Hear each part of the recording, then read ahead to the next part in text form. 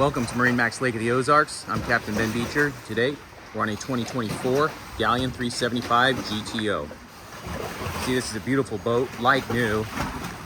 Only 35 hours of runtime on it, powered by the twin 600 Mercs. Stepping on board here. See, they got this expansive cockpit. Both terraces, port and starboard over here will open up. While at anchor, really give you a lot of area. Expansive cockpit in here. Lots of room for entertaining. Wet bar, grill, refrigerator.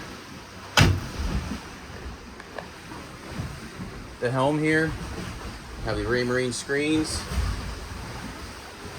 Mercury binnacle and joystick. Captain and co-captain seat here. Walk through the bow.